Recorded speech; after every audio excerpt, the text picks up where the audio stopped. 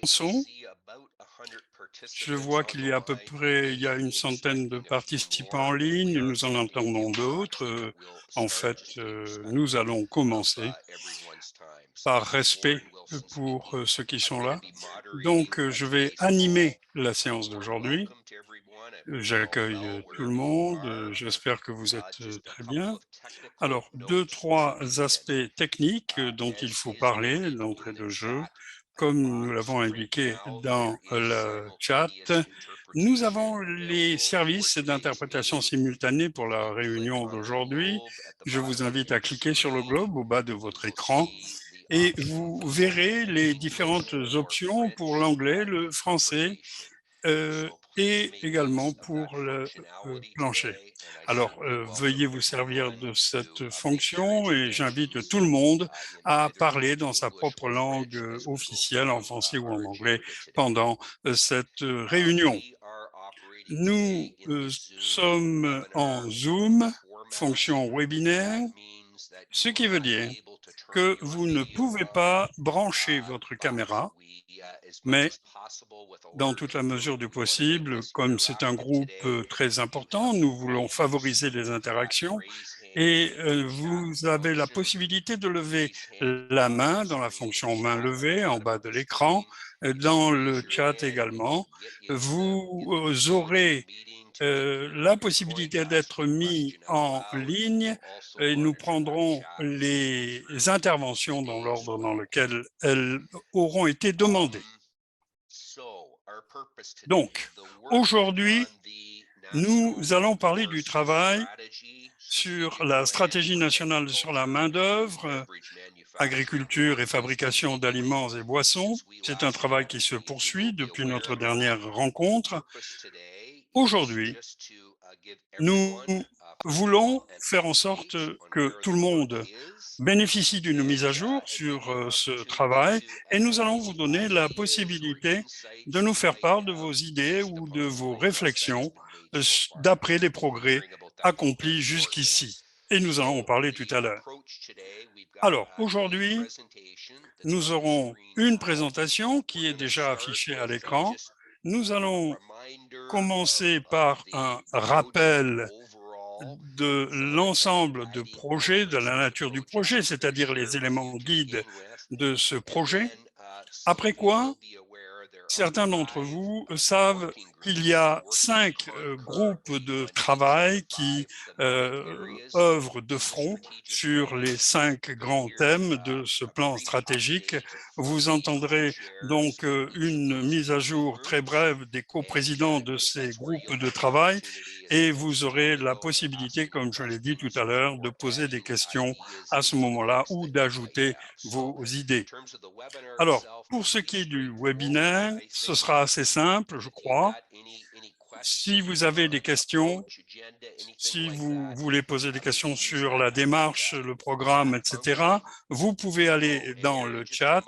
Et Aaron vient de me rappeler que vous avez également la possibilité de poser les questions dans la fonction Q&A. Alors, n'hésitez pas à utiliser cette fonction également. Si vous avez des questions, nous surveillerons à la fois le chat et la fonction Q&A. Fort bien, c'est tout, je pense, ce que je voulais dire. Aaron, Phyllis, est-ce que j'ai raté quelque chose? Dites-moi. Sur le plan technique, est-ce que ça va? Très bien. J'espère que je n'ai rien raté et que votre silence signifie que tout va bien. Bien. Alors, le nope veut dire que tout va bien. Je vais donc vous présenter Kathleen Sullivan, qui est PDG de Agriculture et Aliments, Boissons et du Canada, de même que Scott Ross, qui co-préside ce groupe de travail. Je vais leur céder la parole tout à l'heure. Par ailleurs, en introduction, vous verrez également Jennifer Wright, qui est directrice par intérim, directeur général par intérim des ressources humaines. Elle travaille en relation avec Kathleen et Scott et elle va vous présenter ce projet dans son ensemble. Kathleen et Scott, vous avez la parole. Merci beaucoup, Warren. Merci à l'auditoire de se joindre à nous. Je vais permettre à Kathleen de se présenter tout à l'heure, mais tout d'abord, merci beaucoup, Warren, pour votre présentation. Je m'appelle Scott Ross, je suis vice-président de la Fédération canadienne de l'agriculture. Je travaille essentiellement dans le dossier de l'agriculture depuis plus d'une décennie et je suis absolument emballé de participer à ce point que nous sommes en train de faire sur le travail que nous avons démarré il y a 1 an et demi. Je n'ai pas vraiment travaillé tout le temps régulièrement sur ce dossier. Je constate avec plaisir tous les progrès qui ont été réalisés. Nous avons effectivement des problèmes sur le plan de l'application et nous avons progressé sur ce plan-là dans le secteur de l'agriculture au cours des nombreuses décennies qui se sont écoulées. Depuis le début du projet en 2021, Kathleen et moi avons travaillé ensemble pour élaborer une stratégie qui n'est pas statique, qui n'est pas quelque chose d'immuable, mais qui va évoluer pour orienter les plans afin d'atteindre de véritables résultats. Nous espérons que cela va nous permettre de communiquer véritablement avec le milieu, toutes les parties prenantes, les secteurs de l'industrie pour trouver des solutions et pour savoir exactement qui doit être responsable de piloter certains aspects. Dans le cadre du cadre stratégique sur lequel nous travaillons, nous allons voir ce processus pluriannuel que nous envisageons afin de progresser véritablement sur les enjeux essentiels. C'est évidemment, il y a des problèmes systémiques auxquels nous sommes confrontés et qui seraient plus graves si nous ne faisions pas ce travail. Par ailleurs, nous avons un centre qui agit proactivement par rapport à ce projet et nous avons vu également la crise de la main-d'œuvre qui a frappé l'économie canadienne et nous avons énormément de gens qui participent à la recherche de solutions, mais évidemment, nous allons voir quelles sont les solutions ici pour continuer à progresser sur ces enjeux. Je vais maintenant permettre à Jen de vous donner, de vous expliquer les détails tout à l'heure du projet, mais d'abord, je donne la parole à Kathleen. Nous sommes vraiment très heureux de voir combien de personnes sont présentes aujourd'hui pour en découvrir davantage au sujet de cet exercice relatif au plan stratégique. Bonjour, merci.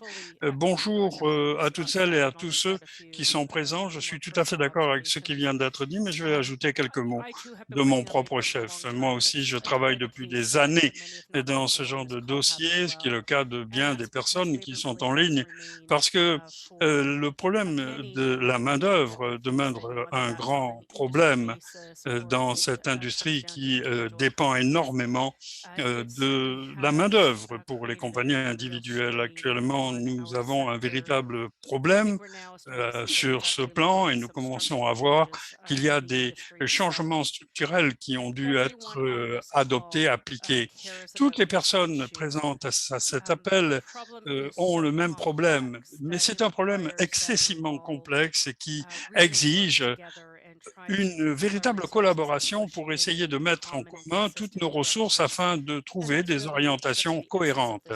Et ça va être essentiellement au cœur de ce projet. Nous avons créé une vision, un modèle dont nous parlerons tout à l'heure, qui prend acte du fait que la main-d'œuvre et bien d'autres éléments qui interviennent se combinent à l'échelle du pays pour influencer les produits que nous fabriquons et que nous produisons. Donc, nous allons essayer de trouver une vision commune par rapport à ces enjeux et dégager un cadre commun pour que tous les praticiens puissent prendre des mesures afin de régler les problèmes dans l'avenir. Selon moi, ce que nous faisons est important sur deux plans. D'abord, évidemment, nous sommes en train d'identifier la nature du problème et de trouver des solutions concrètes. Et ce qui est peut-être encore plus fondamental à tout cela, c'est que nous essayons de travailler ensemble, de collaborer, ce qui n'est pas facile parce que, évidemment, tout le monde travaille très fort de son côté sur l'enjeu auquel nous sommes confrontés et nous allons essayer de voir justement les orientations qui sont prises par les uns et par les autres.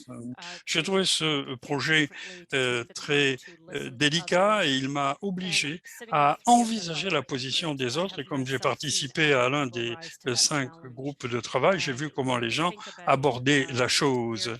Et quand on songe à leur approche, à leur point de vue, sans rejeter quelque position que ce soit, ces gens-là se sont efforcés de mieux faire connaissance les uns avec les autres et pour essayer justement de progresser. Comme l'a dit Scott, ce projet est novateur. Il n'y a aucune autre industrie au pays qui fait la même chose. Nous avons un véritable défi qui nous attend pour justement nous approprier les solutions que nous voulons apporter. C'est un véritable défi qui a valu la peine de relever et j'ai effectivement eu le plaisir de travailler avec les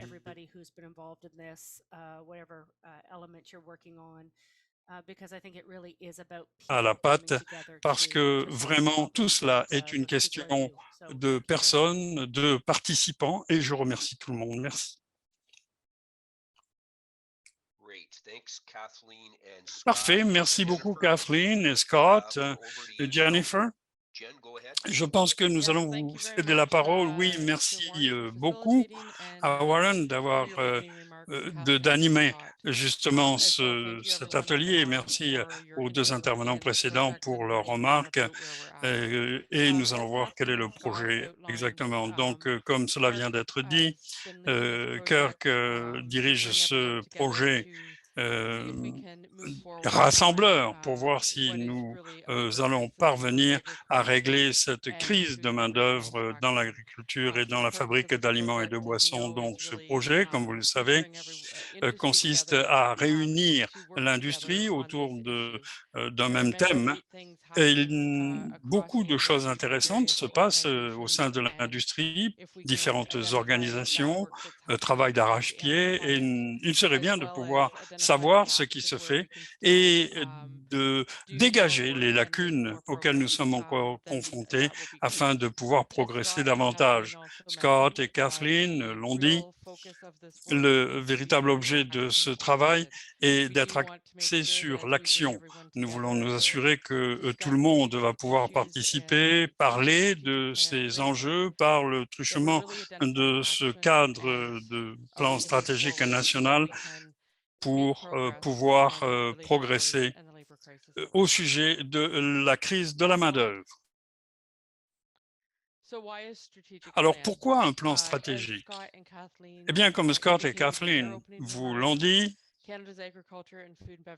le secteur canadien de l'agriculture et de la fabrication d'aliments et de boissons canadiens est confronté à une crise de main-d'œuvre.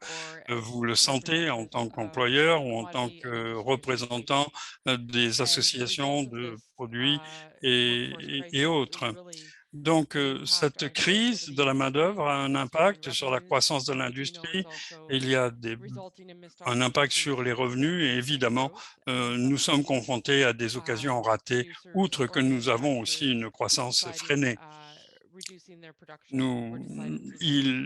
Certains acteurs de l'industrie décident de réduire leur production ou carrément de quitter le secteur. Scott et Kathleen vous ont également parlé de la feuille de route.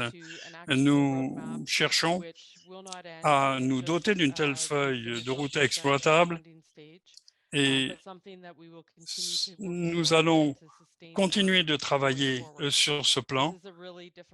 Il s'agit d'un enjeu très délicat. Comme nous le savons, il n'y a pas de solution facile et s'il y en avait une, nous n'essayerons pas de le régler tous ensemble depuis 10 ans de cela. Voici donc les étapes de la feuille de route entre le court terme, le moyen et le long terme, afin que nous puissions maintenir la collaboration entre nous pour régler les problèmes qui se poseront et faire en sorte que l'industrie en ressorte plus forte et plus viable. Scott et Kathleen, je vous rends la parole pour les détails de cette stratégie nationale sur la main-d'œuvre. Et évidemment, j'espère que les coprésidents des groupes pourront nous faire une mise à jour. Oui, eh bien, c'est Kathleen de nouveau. J'ai quelques diapositives que je veux présenter. Nous allons voir le modèle sur lequel nous avons travaillé dès le début de notre travail, comme je l'ai mentionné dans mes remarques liminaires. Vous avez donc cela sous les yeux, c'est quelque chose qui ne vous est pas inconnu. Nous avons pris acte dès le début que lorsque les gens se réunissent pour parler de la main-d'œuvre en général dans le secteur, ils parlent des objets visés, etc. Et les gens me disent, écoutez, si nous avions un seul programme pour régler tout ce problème de la main-d'œuvre, nous pourrions régler la pénurie dans les sous-secteurs. Et puis, il y en a d'autres qui disent, ben, si on se concentrait uniquement sur nos missions, nous réglerions aussi les problèmes de main-d'œuvre. Évidemment, mais il faut prendre acte du fait que tout cela s'inscrit dans le cadre de la conversation générale et que c'est une façon de raisonner pour essayer de régler le problème. Alors, nous avons élaboré un modèle qui vise à traiter des différents éléments pour s'assurer que l'on dispose de la main-d'œuvre recherchée. Alors, il faut avoir les gens qui ont les bonnes compétences. Cela est fondé sur la perception, sur la sensibilisation. Il faut avoir des données à cet égard, quelles sont les sources potentielles d'emploi ou de non-emploi. Et il y a également des compétitions entre les gens qui veulent travailler pour nous et il y en a aussi qui veulent rester chez nous et il faut tenir compte de cela. Il faut aussi comprendre l'automatisation, la technologie, ce sont des aspects importants de cette conversation. Par exemple, quant à la possibilité que l'automatisation et la technologie nous permettent de ne pas autant compter sur la main-d'œuvre, mais l'automatisation et la technologie a aussi un impact sur les compétences recherchées chez les travailleurs et nous devons également reconnaître que la technologie et l'automatisation peuvent aller au-delà du problème de règlement de la main-d'œuvre.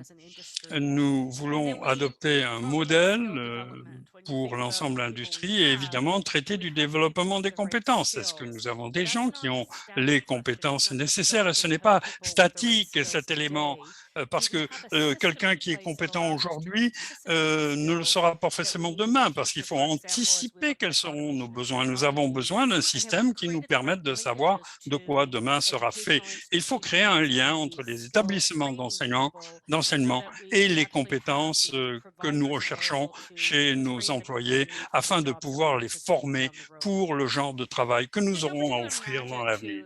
Alors, il n'y a rien de magique dans tout cela. Nous avons reconnu évidemment que ces éléments sont interconnectés, on pourrait peut-être avoir 6 thèmes, 7 thèmes, mais ce que nous voulons vraiment faire ici, c'est de subdiviser le problème de fractionner le problème en éléments qui puissent être traités dans notre conversation afin de voir aussi ce que les différents groupes concernés pensent de la situation, groupes qui sont constitués de praticiens de l'industrie et qui savent exactement ce dont ils retournent. Alors, à terme, les projets dont nous allons parler aujourd'hui, ce sont des projets expliquant les objectifs que nous avons énoncés en fonction de ces 5 thèmes, c'est-à-dire de quoi avons-nous besoin. Nous cherchons une main-d'œuvre stable pour les années à venir. Nous devons pouvoir faciliter l'immigration des travailleurs étrangers qui viennent chez nous être certain d'avoir les gens dont nous avons besoin, etc.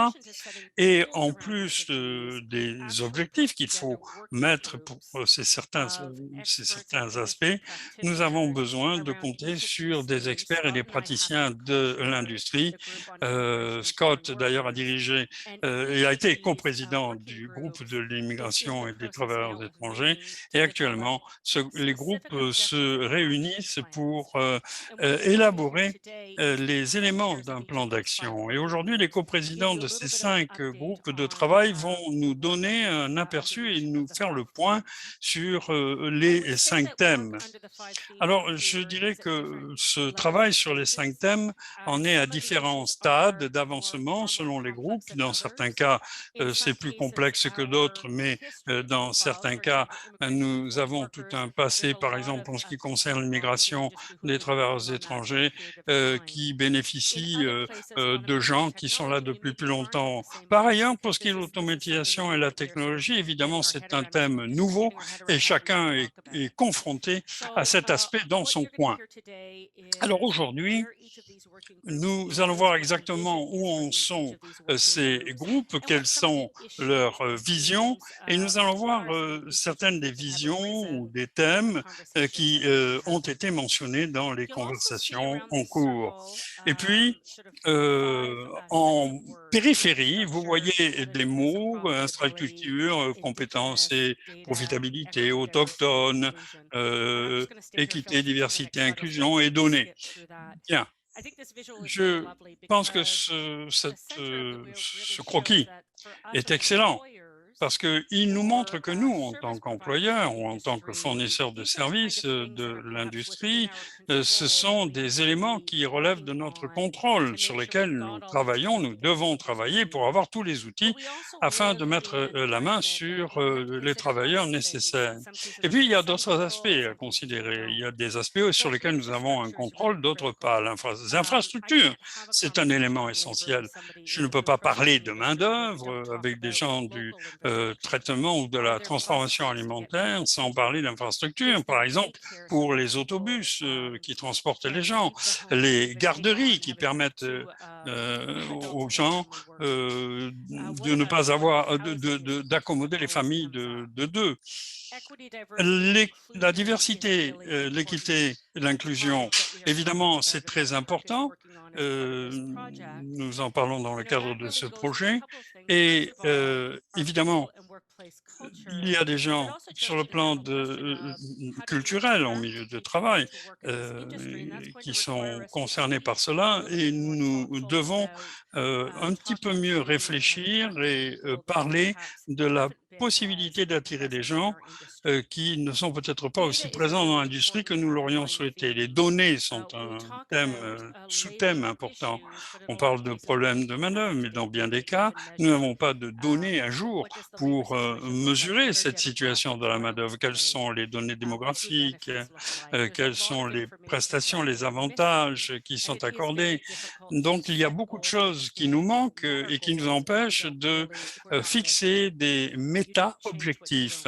On ne peut pas changer ce qu'on ne peut pas mesurer. Et puis, pour ce qui est donc des perspectives compétitivité, eh bien, très souvent, nous n'avons pas réussi à former des connexions sur le plan des sources d'emploi et sur là où se situe l'entrepreneuriat dans notre industrie de la fabrication des aliments et boissons.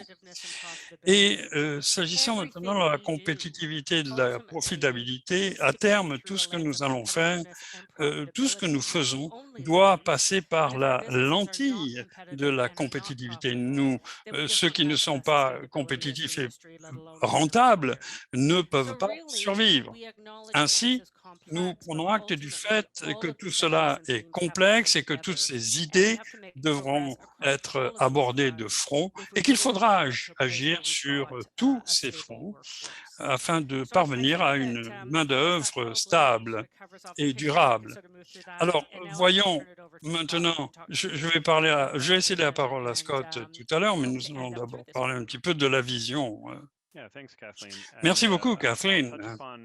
Alors, parlons de la vision d'ensemble animant ce projet et je vais vous donner également, ou je vais faire part de mes perceptions en tant que vice-président d'un groupe. Alors, de façon très générale, je dirais que nous voulions faire en sorte que le secteur de l'agriculture et la fabrication d'aliments et de boissons du Canada, qui connaissent de graves pénuries de main-d'œuvre et de compétences de façon chronique, puissent développer des secteurs de l'emploi et économiques et en fonction d'une feuille de route donnant lieu à l'action pour permettre la constitution de main-d'œuvre future voulue pour remédier aux pénuries de main-d'œuvre immédiates et aux enjeux systémiques.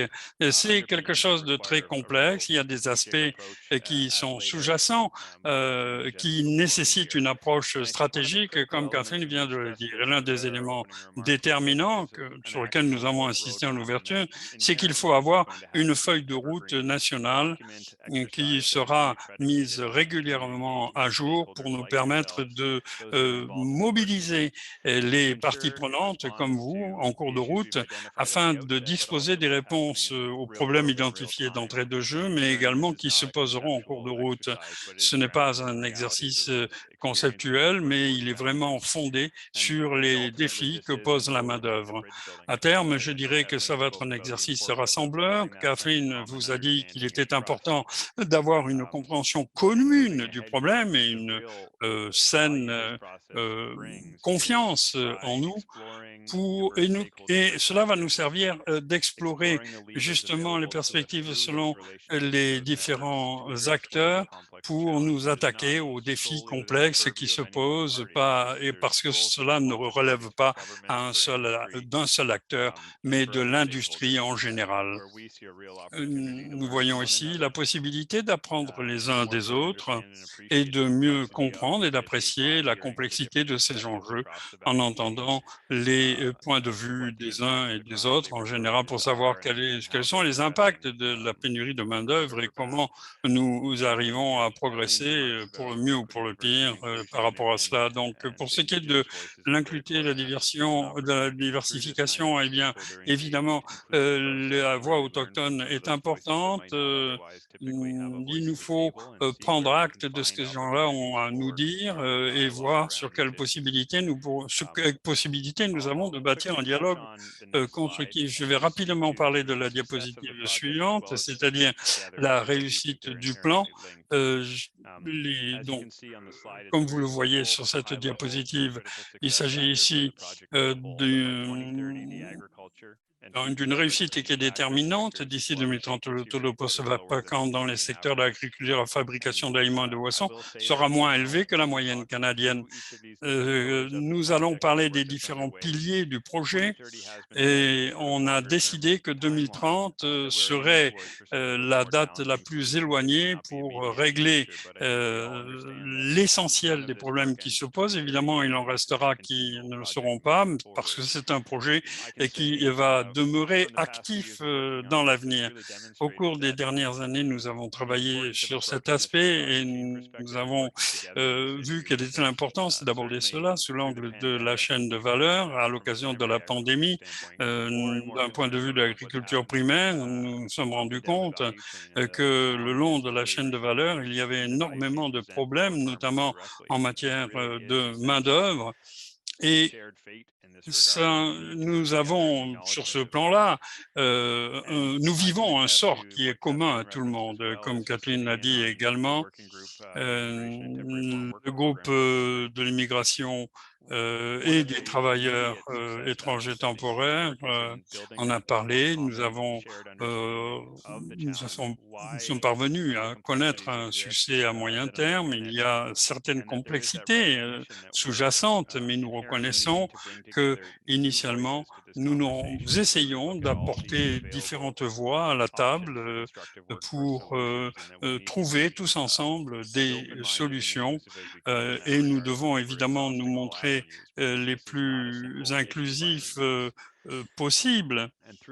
Et par cela, évidemment, je dirais que nous avons vu déjà cela au niveau des groupes et nous devons tenir compte de nos compétences partagées. Évidemment, ce qu'on ne sait pas, on ne le sait pas et il faut chercher les solutions à la table et nous allons essayer de nous fonder sur l'élan créé au niveau des tables pour parvenir à nos objectifs et ce faisant, nous cherchons à faire en sorte que nous connaissions la réussite dans ce projet pour réduire le taux de postes vacants sous la moyenne canadienne.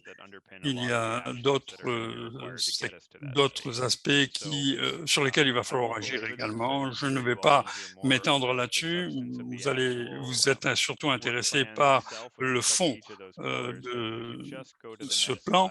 Et nous allons passer à la diapositive suivante pour vous dire très brièvement que, encore une fois, les travailleurs étrangers reconnaissent qu'il y a 62 intervenants qui participent à cela, en plus de toutes les rétroactions que nous avons entendues à l'occasion d'autres mises à jour. Nous avons pu nous adapter. Nous sommes très heureux d'entendre ce que vous avez à nous dire. Nous apprécions tout le temps et toute l'énergie que les membres des groupes ont investi dans ce projet.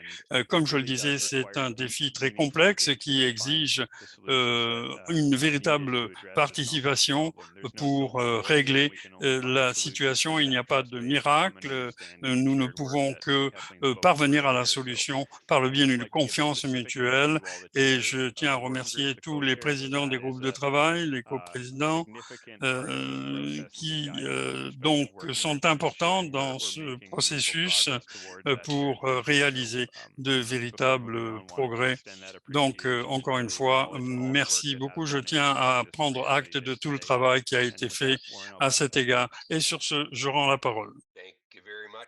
Merci infiniment, Scott et Kathleen et Jennifer, pour ce survol. Prenons une pause maintenant avant de passer aux 5 groupes de travail. Prenons une petite pause. Y a-t-il des questions que vous voulez poser à Scott, Kathleen ou à Jennifer? Une rétroaction des idées que vous voulez ajouter? Servez-vous de la fonction des questions-réponses ou le chat ou bien la fonction de lever la main pour poser votre question ou faire un commentaire. Y a-t-il quelqu'un qui désire prendre la parole?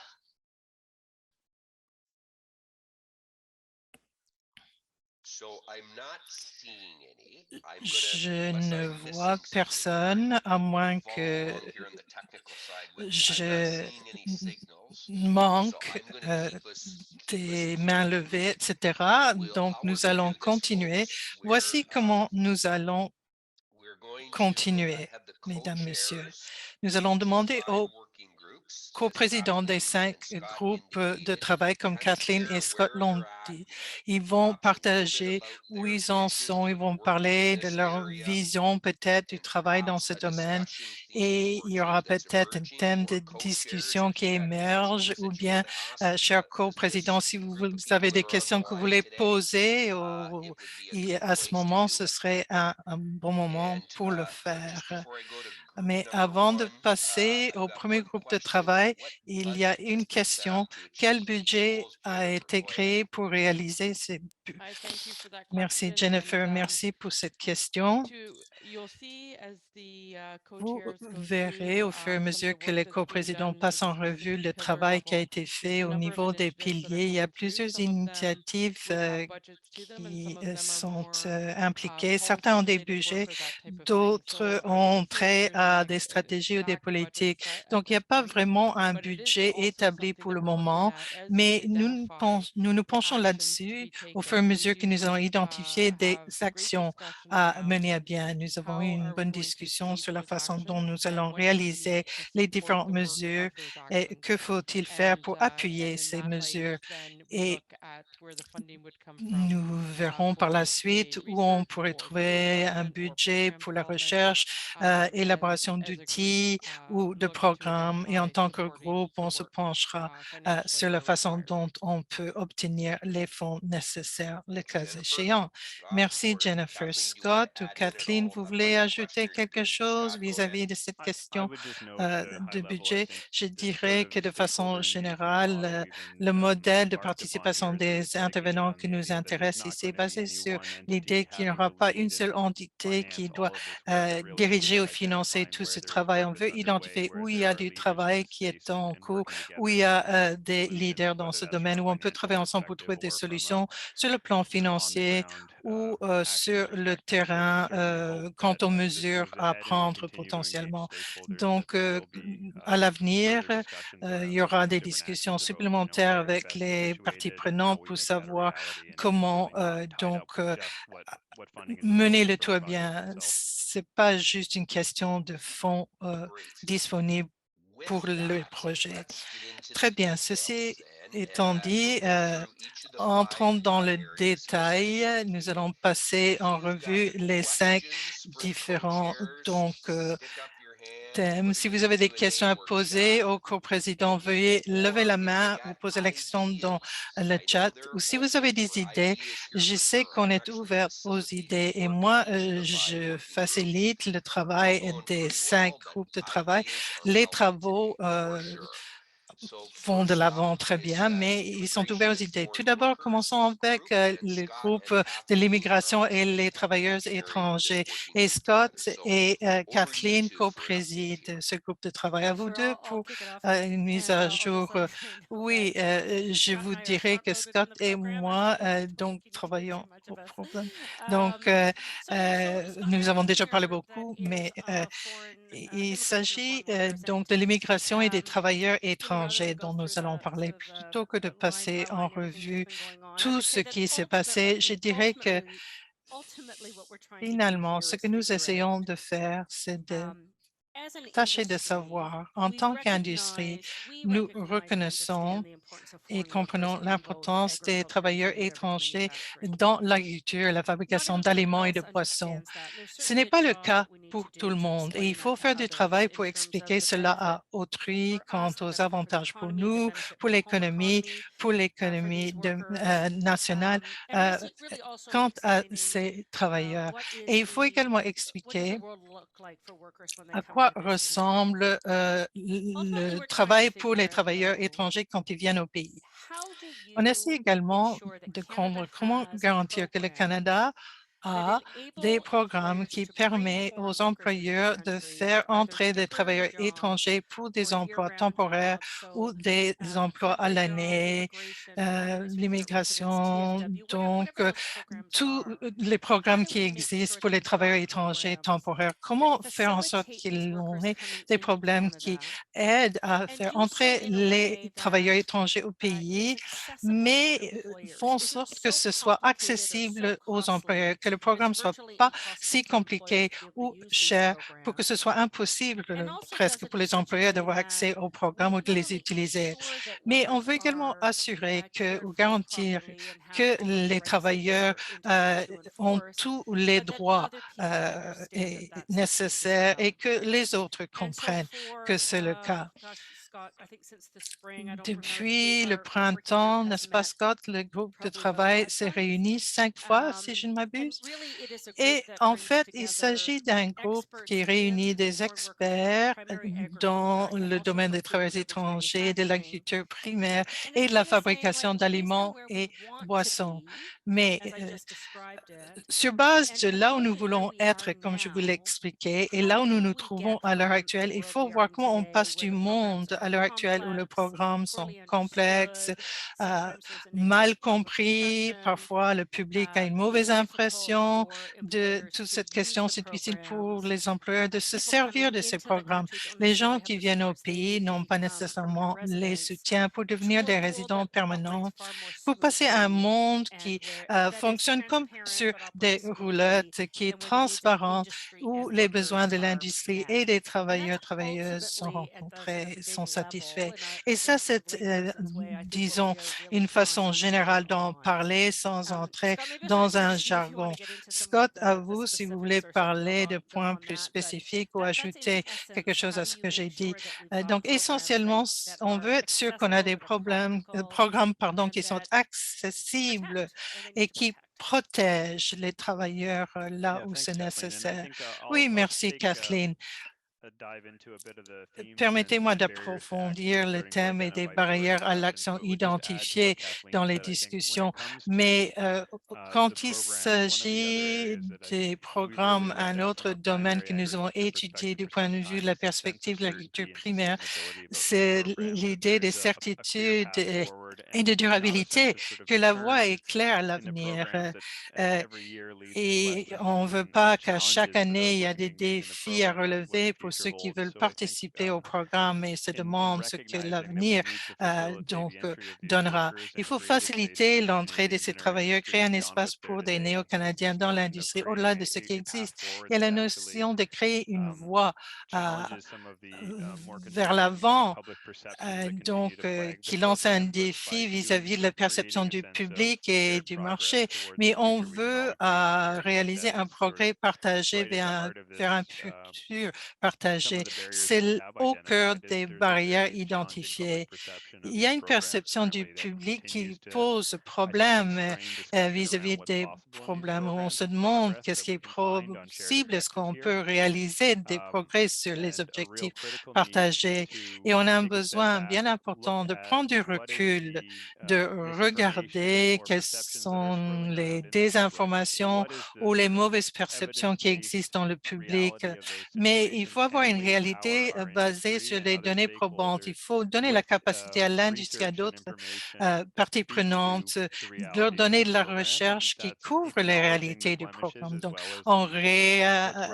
on dit oui, il y a peut-être des choses qui marchent moins bien et qu'on essaie de rectifier les tirs.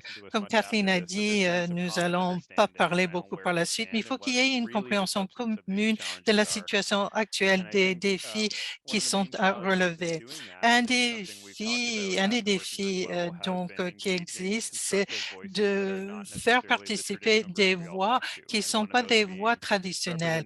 Notamment, il faut avoir une représentation de la part des travailleurs eux-mêmes. C'est pas facile à résoudre cela parce qu'il n'y a pas un seul groupe qui représente ces intérêts des travailleurs étrangers. Donc, on doit créer des partenariats avec des voix bien positives. On veut avoir une vision de l'avenir, à savoir à quoi ce programme doit ressembler. Il faut que ces personnes participent donc au processus du début jusqu'à la fin, pas qu'on les consulte à la fin pour demander si ça va. Il faut qu'ils participent tout au long du processus. Une chose que moi, j'ai pu comprendre, c'est que des partenariats avec d'autres groupes de parties prenantes est important pour pouvoir bien gérer le programme à l'avenir. Et il faudrait avoir une approche tactique vis-à-vis de la perception du public, faire embaucher des experts de l'extérieur, que ce soit des conseillers ou faire partie différentes parties prenantes qui ne font pas partie nécessairement de la discussion. Il faut avoir des relations, des partenariats au-delà de ce qui a été fait traditionnellement.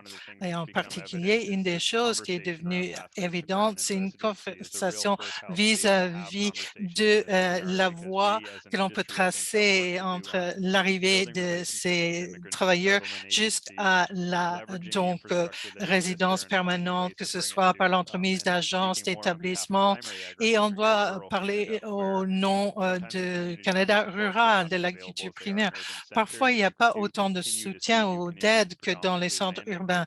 Et les néo-Canadiens se trouvent généralement placés dans les régions rurales. Ça présente un défi pour la main-d'œuvre de l'avenir ou de demain, que ce soit des réfugiés ou d'autres néo-Canadiens qui ont des connaissances agraires assez poussées, mais ils ne se trouvent pas dans des domaines du pays où ils peuvent trouver des occasions à saisir dans cet espace. Donc, il y a un manque de connexion et il y a un objectif partagé commun et que beaucoup ont et que l'on ne trouve pas nécessairement dans l'industrie. Donc, il y a des très bonnes occasions à saisir que l'on a vues vue, mais du travail à faire de façon précoce pour vraiment faire en sorte qu'on comprend le programme, ce que ce n'est pas et à quoi l'avenir doit ressembler pour avoir une carte ou une feuille de route bien claire. Il y a des questions. Je vais rapidement parler sur deux autres thèmes. Il y a la complexité inhérente, n'est-ce pas, vis-à-vis des programmes qui existent pour que les travailleurs étrangers vivent nos vies, que ça passe par la filière donc des travailleurs étrangers temporaires ou l'immigration. Il y a une complexité d'étapes à mener à bien. Il y a l'effet de la boîte noire, on envoie la demande, on ne sait pas ce qui se passe par la suite et cela mène à deux occasions à saisir. Quand on pense à ce à quoi le meilleur programme ressemblerait, est-ce qu'on peut simplifier ces programmes? Et également, il y a eu des discussions du point de vue de la transformation ou du traitement, un meilleur accès pour les entreprises qui veulent avoir accès au programme. Deuxième thème qui a été soulevé, c'est les inspections ou la conformité vis-à-vis du programme et l'intégrité du programme. C'est fort important. Vous êtes sûr que ceux qui se servent du programme se comportent comme il faut, appuient les droits des travailleurs, travailleuses et l'approche générale que l'on voit crée beaucoup de stress pour les bons employeurs dans le système et en même temps, on n'a pas autant d'aide ou de mécanismes mis en application nécessaires pour traiter avec les acteurs, les mauvais acteurs qui peuvent être dans le système. Et si nous voulons améliorer le système et avoir des améliorations, il faut reconnaître et faut être sûr que les régimes de conformité sont efficaces pour bien cerner les groupes qui ne sont pas conformes comme il faut. Warren va nous dire il faut s'arrêter là. Non, oui, non, oui, oui. Je vais passer au lien que l'on a partagé. Merci, Victoria. Kathleen, vous avez commencé à parler de la question de Cornelius, les barrières électroniques. Kathleen ou Scott, vous voulez répondre davantage sur les barrières qui peuvent émerger? Du point de vue de la transformation ou du traitement, il y a des éléments uniques parce qu'on se sert de la filière de faible salaire. Il y a des plafonds pour les transformateurs qui se servent du programme des travailleurs étrangers qui présentent des barrières importantes pour réaliser les besoins en main-d'œuvre. Ça prend 18 ans pour voir un Canadien d'âge à pouvoir donc travailler. Donc, ça peut être un problème en ce qui concerne les étrangers et ces seuils créent des contraintes et puis il y a les coûts connexes qu'il faut tenir en compte. Et en ce qui concerne les obstacles ou les barrières, euh, une chose que j'ai pu voir, les programmes sont très, très complexes et vous le voyez à la lumière des questions qu'on pose. On veut rationaliser, mais il y a des contraintes néanmoins. Il faut toujours qu'il y ait des vérifications, qu'on puisse étudier le programme. Il faut que ce soit assez rigoureux pour qu'on puisse défendre cela vis-à-vis du public et de nos élus. Et une des perceptions que j'ai eues dans le domaine, dans l'espace d'agriculture primaire, on a commencé à parler de cela. Là, il y a eu des améliorations quant à la programmation, la transformation, les délais, la certitude, la clarté et le sentiment des employeurs qui participent de telle façon à comprendre, avoir accès aux travailleurs de façon efficace était fondé dans l'agriculture sur plusieurs organismes ou organisations qui se sont structurées en tant que fournisseurs de services pour aider les employeurs à naviguer cela. On veut tous rationaliser le programme là où c'est possible, mais il y a de nouveaux arrivés et ça va créer des barrières aux personnes qui veulent avoir accès au programme. On veut avoir des services de conciergerie pour aider les personnes à naviguer les complexités des programmes et on peut se pencher là-dessus pour voir ce qui est possible pour les domaines où on n'a pas ce genre de services comme Wally, donc à l'ouest du pays, où on sait ce qui se passe et ce qui peut être amélioré. Merci beaucoup. Simon, votre commentaire a été noté en ce qui concerne donc des vérifications. Euh, Kathleen Scott, on a posé une question de la part de Heidi, qui est un employeur, propriétaire d'entreprise en aquaculture. Est-ce qu'on sait que l'industrie de l'aquaculture qualifie pour ces programmes de travail étranger temporaire saisonniers ou pas? Il y a différentes filières pour les travailleurs saisonniers, puis il y a la filière de salaire élevé et moins élevé. L'aquaculture ne fait partie de la liste des produits de base à l'échelle nationale où on parle des différents programmes auxquels on peut avoir accès. Néanmoins, cela n'empêche personne de se servir de la filière donc de salaire moins élevé. Donc, c'est peut-être pas le moment d'en parler, mais vous pouvez avoir accès donc aux filières de bas et haut salaire. Euh, si vous ne faites pas partie de la liste des produits primaires. Donc, il y a une liste opaque à savoir qui peut être sur la liste et pas. Au fur et à mesure que le gouvernement se penche sur les programmes pour continuer à explorer le futur des programmes d'agriculture primaire, sans doute qu'ils vont continuer à étudier cela. Merci, Scott. Quant à la question donc de Simon des audits, donc avoir une stratégie d'employeur de confiance. Le gouvernement fédéral parle d'employeurs responsables ou de confiance, d'un programme où les employeurs qui se sont servis du programme de façon continue sur plusieurs années et répondent à certains critères et ont des bons résultats en conformité auraient des responsabilités réduites à l'avenir. D'après ce que nous avons compris plus tôt cette année, le ministre Coulter donc a dit qu'elle allait passer à la mise en œuvre de ce programme et dans le ministère, ils auront ces discussions. Et le gouvernement fédéral a parlé de cela au niveau de l'ESTC. Mais c'est quelque chose qu'il faut continuer à demander. On parle de cela dans le contexte du travail que nous faisons dans notre groupe de travail.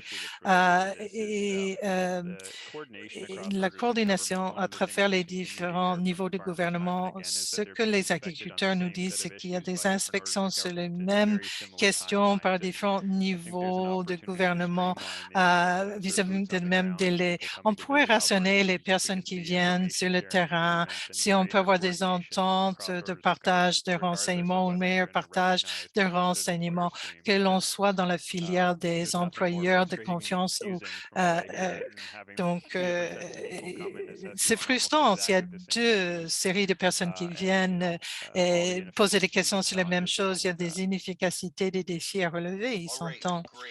Très bien.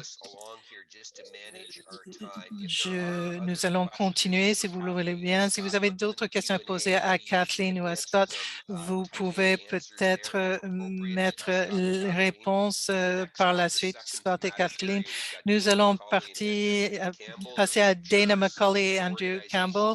Leurs photos et les organisations se trouvent à l'écran. Donc, veuillez vous présenter et parler du travail dans ce domaine, s'il vous plaît. Wonderful. Well, thank you. C'est Thank you, formidable. Warren. Merci Good afternoon, beaucoup, everybody. Warren. It's a Merci pleasure tout to le be monde. C'est here. un grand And plaisir d'être I find ici. it quite Moi, interesting je to see trouve ça how, très intéressant de voir many things comment link beaucoup de to these choses working sont groups. similaires entre I les think groupes you're de going to travail. find quite Vous interesting allez dynamics trouver between, une dynamique certain intéressante issues, whether it be entre a certaines perception, whether questions, it be que in ce other soit une areas perception that ou do d'autres align. choses. Um, Je m'appelle Andrew Campbell, je suis agriculteur dans le sud de l'Ontario. Donc, je suis producteur laitier de différents autres éléments. C'est un plaisir pour moi Hi, d'être everyone. I'm Dana co-président. McCauley. Je suis I Dana serve McCauley. the Moi, je suis area. au I'm sud de part of the l'Ontario national également. Je suis organization, though, partie called d'une CIFIN, organisation nationale and that's qui our Food s'appelle and CIFIN. Non-Food Innovation Donc, Network. So we're c'est championing le réseau innovation canadien de in l'innovation pour les aliments. post-farm-based part Donc, of the food après, sector. Just après a tout ce qui really se passe interesting après que les aliments opportunity quittent la to ferme. blend two Donc, different, I guess, c'est spaces très together in my job. intéressant de vous Working parler with de ce que je Canada's vois food dans mon innovators emploi de tous with les jours et de travailler avec les innovateurs insights canadiens et tout ce the que, toutes automation leurs and réflexions technology sur l'automatisation, la needs technologie and et les barriers besoins dans ce that those domaine companies et face les on a day-to-day obstacles basis. que les entreprises rencontrent au quotidien. Now, for ours, in terms of Alors, roles en ce qui through our concerne committee, certainly we have a notre great group, comité, and c'est some un great groupe de personnes discussions that have formidables. been On a des going on. discussions très Because intéressantes qui ont eu what's lieu unique about maybe parce this que ce qui topic est is just kind of unique the à propos big de ce picture sujet, approach c'est of it. Like, l'approche how do grande we échelle, get à savoir more of this? comment avoir Especially for davantage startups. d'automatisation. And certainly, Euh, what's come out of that is two Nous streams or two avons donc branches of the hospice trouvé model. deux One is obviously filières the ici dans adoption ce side. pilier du côté de How do we get l'adoption. more, Comment avoir more davantage technology d'automatisation adopted, ou d'adoption de either on the farm technologies level, on the au processing niveau de la level, or in ferme, du other areas côté de la along the food. transformation ou And then the ailleurs other dans side is l'agroalimentaire. on that, Et puis, il skill y a side, le côté because compétence, n'est-ce pas, with automation and avec la technology, you mentioned technologie perception, Scott. et That's another one of l'automatisation. those Scott, very vous avez parlé de foundational components. It's perception. not just about how do Il ne we get s'agit pas juste de la machines façon to d'avoir take des jobs. That's machines not really what qui this is about. It's remplacent les about more emplois. Ce n'est about pas de cela how do qu'il we s'agit. ensure that On veut through this garantir que technology grâce adoption, à l'adoption de we la can, technologie, l'on really improve peut productivity. améliorer la Certainly there will be an element, productivité, la rentabilité. of Il y decreasing aura some of un that élément labor de demand that peut-être is some areas. But it réduire is la also about, demande how do we en increase that main-d'œuvre, mais il productivity? faut How augmenter does la that increase rentabilité et comment est-ce competitiveness, que both cela at a peut améliorer local, la domestic, compétitivité au niveau market as well local et as, on a national global et scale. But then international. where we talk about Mais skills, quand on then parle it's de how do we make sure compétences, il that faut as voir this technology, comment as this on peut automation faire au is fur et à mesure que adopted, the l'automatisation est right people adoptée, are que there les and have the bonnes right personnes sont skills là avec les in order bonnes to get some of compétences this. afin de Because d'en there's no profiter sense in de making la these big technologie. investments if no À one's quoi bon there faire to ces fix it, grands if no one's investissements si la there personne to, là qui peut pull the donc best data réparer from it, cela ou retirer les where données nécessaires knows how to actually si les operate gens in the ne first savent place. So pas those are really comment where the two opérer ou streams faire fonctionner come ces come through systèmes. for Ça, c'est us. les deux filières As part dont of nous our avons beaucoup discussion, parlé. where we're at, Et en ce qui it's something concerne là où similar to a nous lot en of the other sommes, working c'est groups, un peu comme la même through situation avec some of des that autres groupes SWOT de analysis, travail. just where some of Donc, il y the a weaknesses, l'analyse, either at the soit ce farm qui est level, les I forces, think it's faiblesses, quite possibilités, interesting occasions, to menaces. see Donc, how c'est intéressant similar, de voir a lot of combien these issues c'est are similaire les at the problèmes que nous processing level, rencontrons au niveau de in la terms of, transformation. certain Vous things savez, like, il y a when it des comes to this choses telles technology, que where is it la available? technologie, où Is est-ce this disponible? machine Est-ce que, par coming out exemple, of cette machine Canada, coming out of Ontario, vient or du are we Canada, de going here, l'Ontario, or are we ou est-ce going qu'il into faut another aller market with a chercher different cela en Europe ou technology? dans un autre marché? Is Et the perception la just of those adoptions, perception de where are l'adoption they de la at technologie, in terms où est-ce of que wanting nous en to sommes? adopt? What's holding them back? Qu'est-ce I qui think is nous really the big retient question, vis-à-vis de where we're at l'adoption right de la now, technologie? C'est cela in qui nous trying intéresse to answer. grandement pour Is essayer this an de issue voir of où nous they en think it's sommes. too Est-ce expensive qu'on and don't estime want que to c'est trop invest? cher et on ne veut They pas don't know if it investir? has the right On ne sait benefit. pas s'il y a les bons avantages It's just a attachés à generational cela. approach. Est-ce que c'est We need l'approche someone else to kind of take générationnelle? the On a lead besoin on de quelqu'un d'autre, bringing this donc de technology mener to la more barque pour footprint faire on an operation. que Those are l'on just the adopte big cette questions I technologie. think C'est des that grandes really questions we're tackling right que now in nous terms tâchons of de cerner moving pour these pouvoir organizations euh, along in their aider adoption. les And organisations dans le domaine just de maybe to back up l'adoption. just Et for a pour second in terms of reculer un petit peu, si vous me permettez. Quand on parle de l'adoption, ce n'est pas juste prendre ceux qui ont le moins d'automatisation dans leurs opérations pour ajouter cela. Non, c'est pour faire en sorte que tout le monde dans l'industrie adopte la technologie ou automatise. Si à un certain niveau d'adoption, c'est facile de dire que davantage peut être fait. Donc, comment faire en sorte que les personnes qui sont au niveau 1 de l'adoption peuvent passer au niveau 2 ou 3, ceux qui sont au niveau 3 ou 4 peuvent passer au niveau 5 et au-delà. Et c'est là où nous en sommes vis-à-vis de l'adoption.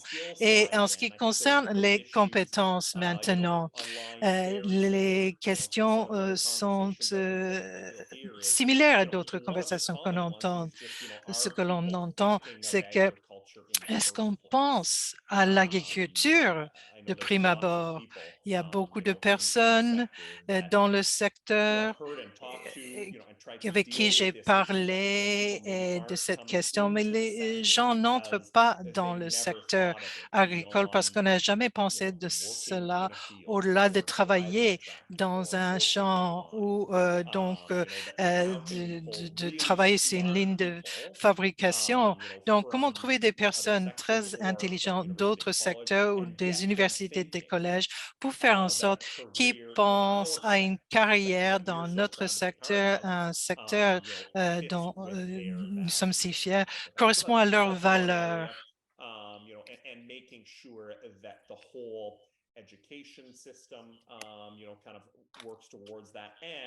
Donc, pour s'assurer que si nous avons besoin de ces compétences, si nous devons les faire venir, comme Catherine l'a dit, si nous devons aller dans un autre pays pour les chercher, est-ce que nous aurons les bons outils pour soutenir ce genre d'opération?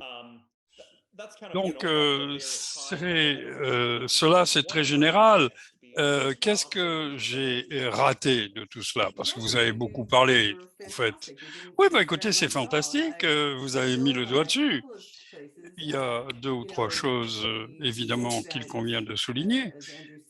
Comme Andrew l'a dit, nous voulons progresser, peu importe le niveau d'entrepreneuriat auquel nous avons affaire, l'adoption, pardon, de la technologie, mais de façon générale, nous devrons faire preuve de leadership et avoir des bons interlocuteurs au sein des entreprises, comme par exemple les inventaires avec des codes à barres dont vous parliez. Peut-être qu'on devrait adopter les chaînes de blocs aussi. Il y a donc certaines catégories, différents niveaux de préparation chez les exploitations agricoles, dans les centres de transformation des aliments. Il va y avoir des programmes différents pour appliquer dans chaque cas pour essayer de niveler le terrain des uns et des autres. Comme je le disais, du côté de l'enseignement, de l'éducation, il y a beaucoup de choses à faire, comme Andrew l'a dit, pour faire le lien entre les différentes possibilités qui s'ouvrent sur le plan de l'agriculture et de la transformation alimentaire. Donc, il va falloir insister sur le plan de la socialisation, de l'information pour changer véritablement le visage, pour faire en sorte que le visage de l'agriculture soit plus attrayant. Et également celui de l'industrie de la transformation alimentaire. La génération montante, les gens qui sont actuellement étudiants, seront appelés à se forger une opinion et à fonder leur choix sur un ensemble de valeurs.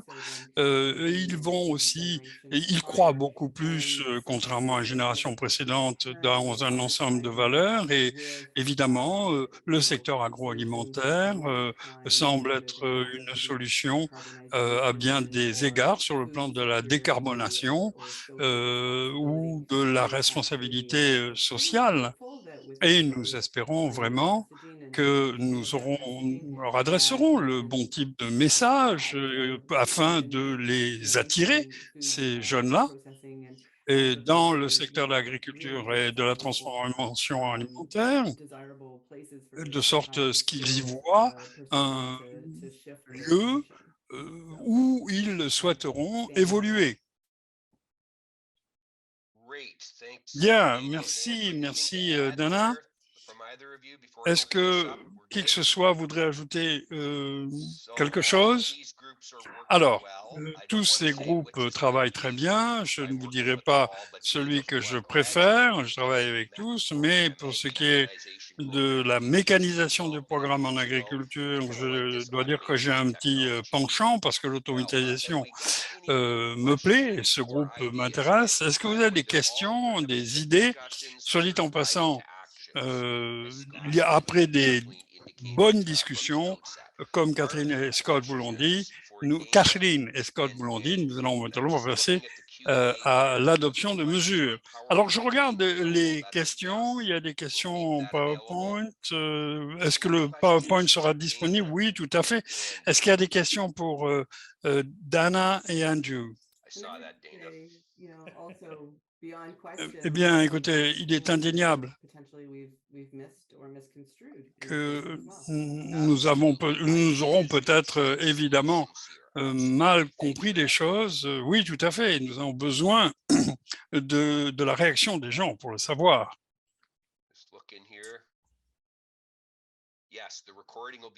Alors, l'enregistrement aussi sera disponible après l'enregistrement de cette conférence.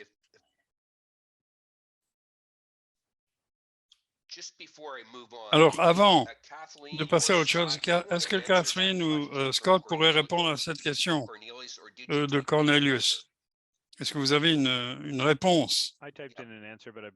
Oui, j'ai une réponse, mais peut-être que Kathleen pourrait fournir des informations elle-même. C'est-à-dire, sur cet élément concernant les employeurs de confiance, personnellement, je ne vois pas quels avantages particuliers on pourrait en tirer, mais effectivement, on pourrait se pencher sur cette notion d'employeur de confiance reconnu. Ce serait une personne qui aurait régulièrement utilisé le programme au fil des années, et je dirais que les principaux avantages à en tirer, ça viendrait au niveau du processus de demande, du genre de documentation qu'il faut soumettre année après année, la même documentation. Donc c'est peut-être là que l'on pourrait faire des économies de coûts en lien avec le fardeau administratif lié à l'application d'un programme, à la demande d'un programme. Donc, processus, Scott y a répondu. Oui, effectivement, je ne parlais pas au nom de mon groupe de travail, mais il y a un travail, effectivement, qui a été effectué en différents lieux au fil des ans. Et nous ne pensons pas que cela concerne nécessairement le processus d'inspection, mais il reste du travail à faire pour comprendre exactement ce qu'on entend par là. Mais c'est un enjeu quand même assez particulier, une dynamique qui concerne l'agriculture primaire, où il y a certainement des avantages à tirer des programmes. Donc la question, en fait, concerne davantage l'agriculture primaire, où on fait une analyse des forces, faiblesses, possibilités et menaces. Oui, alors Scott vient de dire une chose qui est intéressante. Parfois, il y a beaucoup de points communs entre donc la partie transformation, fabrication d'aliments et de boissons et agriculture. Et puis, il y a des facteurs dont il faut tenir compte aussi qui sont spécifiques. Donc, dans le cas du programme TEP, eh bien, parfois nous recourons au même flux de travailleurs étrangers, et parfois nous avons une limite, par exemple 10%, 30%, 20% des travailleurs. Il y a des frais administratifs à verser, évidemment. Donc, ce sont des variables administratives auxquelles il va falloir s'attaquer si l'on veut alléger le fardeau des employeurs, mais il faut être conscient du fait qu'on ne part pas du même niveau. Bien. Alors, Dana, il y a une question pour Marvin. Qu'est-ce que vous envisagez de faire pour que les établissements d'enseignement répondent aux besoins de compétences sur le plan national? Est-ce que vous voulez nous en parler? Oui, merci. Eh bien, écoutez, pour vous dire la vérité, nous avons constaté qu'il n'y a pas suffisamment d'informations détaillées actuellement à part pour savoir de quoi il ressort exactement. Ça a été mentionné tout à l'heure, c'est-à-dire les besoins de l'industrie, et nous recommandons de faire davantage de recherches à cet égard pour mieux comprendre ce dont il ressort et pour pouvoir indiquer très précisément ce que nous attendons des établissements d'enseignement pour répondre aux besoins de l'industrie. Par exemple, pour ce qui est de la base, ça c'est la base 2, je dirais que beaucoup de gens au comité, un autre comité, entretiennent des liens avec le milieu universitaire et d'enseignement en général. Mon directeur régional est en contact avec les collèges et universités de façon régulière et nous allons chercher des informations. Nous avons des contacts dans ce milieu, mais il n'y a actuellement rien qui a été consigné sur papier en tant que plan d'action. Merci beaucoup, Dana. Nous allons passer, pour bien gérer le temps, nous allons maintenant parler du perfectionnement des compétences ou de l'acquisition des compétences. Rosemary et Cyr, veuillez vous présenter plus complètement. Nous allons faire un point là-dessus et nous tournerons vers le groupe pour avoir d'autres solutions. Donc, prochaine diapositive qui concerne nos deux intervenants. Nous y voilà. Cyr. Bien, écoutez, je vais commencer. Peut-être que Rosemary pourra compléter mes propos. Donc, pour ce qui est de l'agriculture primaire, je connais bien, je travaille dans ce domaine et je suis également enseignant au niveau universitaire et je traite du développement des compétences. Notre groupe examine différents enjeux et Rosemary pourra vous mettre au courant de ce qui se passe. Évidemment, nous devons faire davantage de travail sur les compétences de l'avenir dans le secteur et nous travaillons évidemment et nous parlons évidemment de ce genre de choses. De quel genre de compétences aurons-nous besoin dans l'avenir? De quoi avons-nous besoin aujourd'hui? Et comment mobiliser les centres de formation partout au pays pour avoir des programmes appropriés. Donc, dans le secteur de l'agriculture primaire, c'est essentiel, mais aussi dans celui des aliments et boissons. Il y a des questions de crédit, il va falloir perfectionner les travailleurs déjà en place, c'est-à-dire comment prendre en compte les besoins d'avenir et voir ce dont nous allons avoir besoin en prenant acte justement de cette nécessité de perfectionner les travailleurs étrangers éventuellement. C'est complexe. Dans l'agriculture primaire et des deux côtés de la frontière, j'ai constaté que les choses sont complexes. Nous avons des opérations agricoles qui sont très différentes et nous avons des capacités différentes également de recrutement, des compétences. Et donc, nous voyons une tendance dans le sens de l'insistance placée sur la technologie de l'information et de la technologie en général. Les gens devront désormais posséder ces nouveaux types de compétences que l'on ne trouve pas actuellement chez beaucoup des travailleurs que nous employons. Je cède la parole à ma collègue qui va vous expliquer où nous en sommes. Merci. Merci beaucoup, Sia. Alors ça, c'est intéressant parce que la mise en œuvre d'une stratégie nationale en ce qui concerne le développement des compétences semble évidemment facile, mais il y a déjà eu énormément de travail qui a été fait, des programmes très élaborés qui existent et jusqu'ici, il est ressorti clairement dans l'ensemble que nous avions besoin d'un certain nombre d'éléments, peu importe que l'on aborde cela en tant que producteur dans l'agriculture primaire, producteur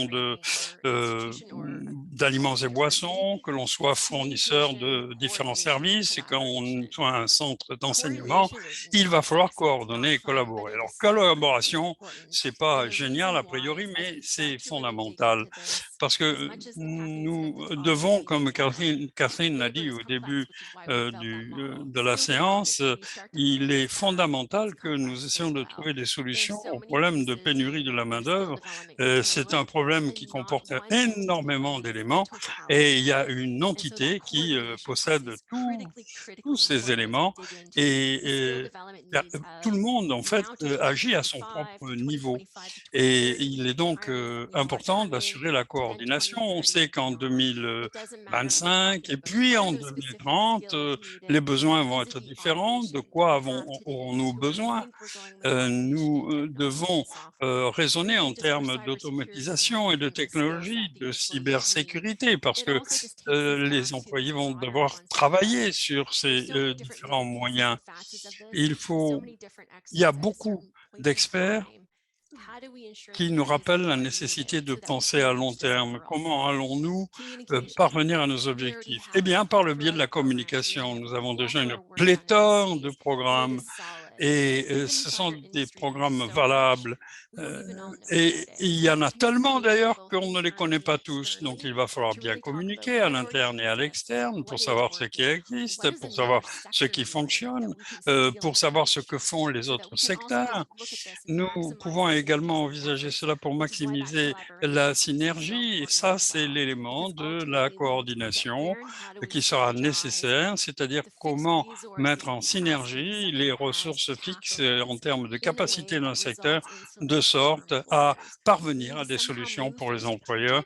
Nous devons être stratégiques, nous devons être dynamiques, passer de quelque chose de dynamique à quelque chose d'administratif, nous devons être fonctionnels et c'est un défi énorme parce qu'il va y avoir des départs à la retraite. Nous savons que nous devons agir rapidement, mais nous avons quand même appris des choses au cours des 3 dernières années. Il y a des choses différentes d'aborder la formation parce que ici, c'est davantage la question du comment que du qui est importante. Et c'est là où when we talk about skill development, we might think skill, we might think skilled trades, we might think certifications, we might think training overall. And each one of those in their own is a very big facet of this. And so somehow we need to knit that together into a solid framework to support this, which is also why we're doing research related to skill needs of now and the future. And again, like Dana was saying, comme Dana l'a dit, rentrer vraiment dans le détail. Nous demandons maintenant quel genre de facilité nous allons avoir besoin pour aller justement dans ce détail. Nous avons le programme de formation à terme de... On ne peut pas envisager un programme de formation à terme de 3 ans si on ne rentre pas tout de suite dans une analyse très détaillée. Donc, d'abord la coordination, la communication et la collaboration. Ce sont les 3 mamelles de la formation. Merci beaucoup à vous deux. Je vois qu'il y a quelques questions, idées de Victoria. Sir, on dirait que vous êtes en train de vouloir intervenir. Sir, vous voulez réagir? Oui, Victoria, si j'ai bien compris votre question, il y a beaucoup d'immigrants, de travailleurs étrangers qui ont des compétences qui peuvent être très utiles, mais je ne sais pas si vous avez fait partie de la discussion au Canada, mais quand on regarde les crédits de ces travailleurs, les compétences des médecins, des infirmières, etc., on se rend compte que c'est très complexe de faire les comparaisons. Et on n'a pas de cadre au Canada qui nous permet de prendre acte des titres et des compétences des gens de l'étranger. Donc, beaucoup d'instituts pourraient faire ce genre de travail de façon générale, Ils ont des programmes de toute façon de reconnaissance des compétences, comme CARC, et presque tous les secteurs de l'agriculture primaire ont cela. Alors, on pourrait donc établir un lien pour faire une évaluation des compétences avant l'arrivée, et si CARC pouvait le faire, à ce moment-là, si le CCRHA pouvait le faire, donc on saurait qu'on a certaines lacunes sur le plan des compétences, et le travailleur immigrant étranger qui présenterait ses compétences, ses lacunes, pourrait éventuellement régler ce problème en retournant à l'école. Mais nous n'avons actuellement pas ce genre de programme au Canada pour les nouveaux arrivants. Cependant, ce pourrait être fait, par exemple par les institutions ou par le CCRHA. On pourrait établir un programme. Bon, je ne parle pas au nom du CCRHA ici. Oui, merci beaucoup, Sir. Nous en prenons acte. Rosemary, nous avons une suggestion par Lee. Et Rosemary, est-ce que vous pourriez peut-être répondre la deuxième question de Victoria, en fait, c'est plus un commentaire, c'est-à-dire il faut commencer à éduquer, à parler avec les gens tout de suite au début. Oui, c'est une bonne question. Effectivement, je vais veiller à être prudente parce qu'avec les autres groupes de travail, j'ai constaté qu'il y a beaucoup de recoupements sur le plan des idées. C'est pour ça que l'on se livre à des exercices de FFPM. Donc, quels sont les établissements d'enseignement qui seraient concernés? On essaie justement de voir quel genre de recherche est en cours pour aller dans ce sens. Donc, le développement des compétences est important, mais nous devons aussi coordonner pour ce qui est de la perception du comité, ce que nous avons fait. Et il y a beaucoup de groupes qui ont participé à cet exercice, beaucoup faisaient partie du comité consultatif, et nous nous sommes demandé comment voir tout ce qui a déjà été fait, savoir qui fait quoi. Ça, c'est tout à fait régional. Il y a différents ordres de gouvernement qui sont concernés, donc quelles sont les associations qui agissent sur ce plan, quels sont les établissements scolaires qui le font, qui appliquent des programmes qui sont provinciaux. Il va falloir coordonner tout cela parce que d'une façon ou d'une autre, l'industrie va devoir prendre cela à bras le corps. Et traditionnellement, évidemment, nous évoluons dans un milieu qui est fait de cercles concentriques qui se croisent, et nous devons veiller à communiquer avec les uns et les autres. Il va falloir favoriser le transfert de ces compétences dans des programmes, mais la question est de savoir comment identifier les besoins de l'industrie et les transformer en programmes de formation qui répondent aux besoins. C'est ce sur quoi nous travaillons. Si vous avez des idées, si vous avez des détails, bien, c'est ce que nous voulons savoir pour justement alimenter le cadre en place. Alors, Victoria vient de faire une suggestion dans les Q&A. Merci beaucoup pour cela, Victoria. Alors, essayons de garder un œil sur le temps. Nous allons voir ce qui se passe du côté des Q&A, mais le prochain groupe, c'est le personnel à la culture du milieu de travail. Je pense que notre interlocutrice n'a pas pu se joindre à nous. Lisa, des problèmes d'Internet, je crois. Janice, c'est à vous la parole. Oui, merci beaucoup. Oui, effectivement, c'est moi qui vais mener la revue aujourd'hui.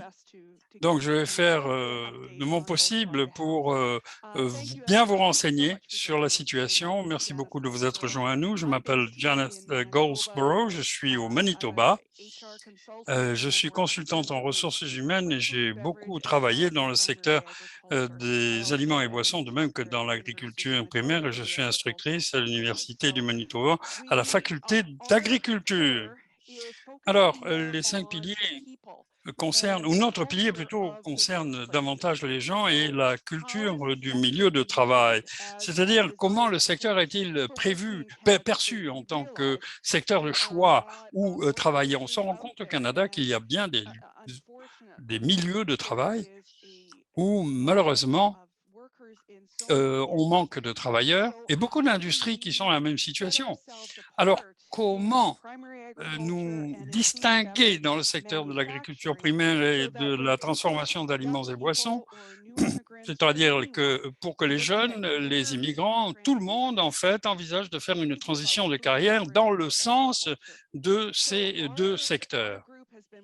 Notre groupe a eu 3 rencontres jusqu'ici pour répondre à la question: que devons-nous faire? Que faut-il faire pour être considérés comme des employeurs de choix? Par le biais de l'analyse FFPM, nous avons dégagé des thèmes essentiels comme Rosemary et Cyr vous l'ont dit. Nous avons des points communs et nous avons essayé, nous sommes dit que nous avons des cultures différentes et que ce soit la culture de l'agriculture primaire ou des aliments et boissons, il est très important pour les travailleurs à cette époque de pouvoir équilibrer le travail et la vie privée, surtout après la pandémie. Et on s'est demandé comment créer un milieu où les gens pourront avoir une vie saine, stimulante, intellectuellement intéressante pour rentrer alors donc au travail, pour rentrer chez eux le soir et pouvoir continuer à profiter de la vie avec leur famille. Donc comment changer la culture? Comment l'agriculture primaire et la fabrication d'aliments et boissons sont perçues sur le plan de la culture, sur le plan culturel? Bien sûr, il faut s'assurer que nous aurons de bonnes pratiques en matière de ressources humaines et nous sommes d'ailleurs toutes les deux des praticiennes dans ce milieu et nous sommes conscientes qu'il faut faire en sorte que le milieu de travail fonctionne. Il faut avoir des outils, il faut avoir de bonnes politiques en place, que ce soit pour une petite exploitation agricole ou une grande industrie d'aliments et boissons. Il faut comprendre la mise en œuvre de ces programmes pour s'assurer que les employés se sentent acceptés dans le milieu de travail et qu'ils se sentent en sécurité. Donc tout cela a été très important. Et puis, comme je l'ai dit, il faut assurer l'équilibre entre le travail et la vie familiale, le secteur de l'agriculture primaire. Moi, je viens d'ailleurs de ce milieu et je comprends que la saison est courte et que pendant la saison, on travaille de longues heures aux différentes étapes pour, heu heu, pour les plantations et les récoltes, également pour les animaux. Donc, comment parvenir à un équilibre, vie personnelle, travail qui serait, attirant pour les gens? Et il y a des questions qui ont été posées. On s'est dit: «Comment commencer? Comment faire?» Il faut, d'abord commencer à faire passer le message, c'est-à-dire, qu'il est important dans le milieu de l'agriculture et dans l'industrie agroalimentaire de respecter cet aspect-là. Ensuite, nous avons vu qu'il y a des contraintes sur le plan de la main-d'œuvre, un thème général qui concerne les 5 piliers sur lesquels nous nous sommes penchés, c'est-à-dire comment arriver à obtenir l'adhésion des gouvernements pour faire face aux défis auxquels nous sommes confrontés, pour que nous ayons suffisamment de personnes en place, c'est-à-dire comment attirer des groupes diversifiés, comment s'assurer que nous arrivions à mobiliser les groupes d'autochtones qui sont actuellement sous-représentés pour qu'ils s'intéressent à l'industrie agricole et qu'ils soient emballés par cette industrie. Alors encore une fois, évidemment, cela concerne l'ensemble des piliers sur lesquels nous nous sommes penchés. La question est de savoir ce qu'il faut faire. Et les gens s'arrêtent à réfléchir et se disent: «Oh, l'agriculture primaire, travailler dans une exploitation agricole, travailler dans l'industrie de la transformation alimentaire, mais c'est fantastique!» Et c'est ça qu'il faut rechercher. Nous avons commencé une analyse, nous avons dégagé les questions à se poser à cet égard, c'est-à-dire qu'est-ce qu'on définit comme la culture, comment augmenter, quels sont les contre-coups, quels sont les problèmes qu'on peut rencontrer, par exemple la santé mentale dans le milieu agricole, l'équilibre vie personnelle, vie professionnelle, et comment faire en sorte que l'on parvienne à faire en sorte que l'agriculture primaire et le secteur d'aliments et des boissons soient des secteurs de premier choix. Alors, nous sommes ouverts à toutes les idées, à toutes les suggestions sur ce que nous pourrions faire pour faire passer le message de sorte que les gens se disent que oui, ça vaut le coup, c'est bien de travailler dans ces secteurs-là. Très bien, merci, merci beaucoup. Écoutez, s'il y a des questions, s'il y a des idées, je serai heureux de vous entendre. Je vois que Geraldine a une question.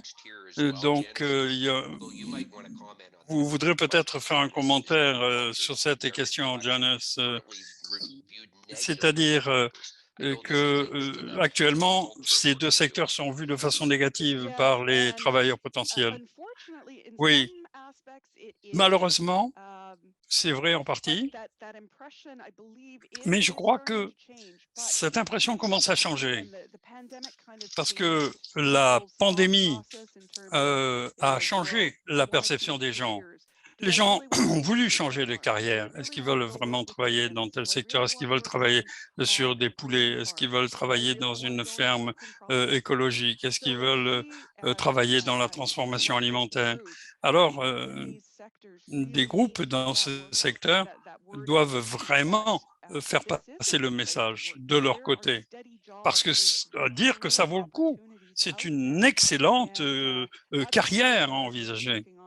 Et c'est ce que nous cherchons à faire au sein de notre groupe. On se demande ce qu'il faut faire pour faire passer la bonne parole.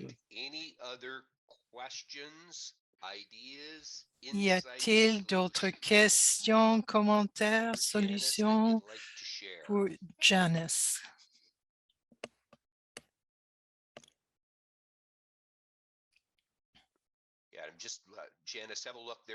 Janice, Victoria a fait un commentaire dans le Q&A, donc les questions et réponses. Oui, ça dépend de l'endroit où on est dans la chaîne de valeur. Il y a différentes approches. Oui, il y aura des approches différentes quant à la fabrication des aliments et boissons vis-à-vis de l'agriculture. Il y a beaucoup de points en commun, mais il y a également des choses différentes. Certaines personnes veulent la propriété de travailler en fabrication par rapport à l'ouverture de travailler dans une exploitation agricole.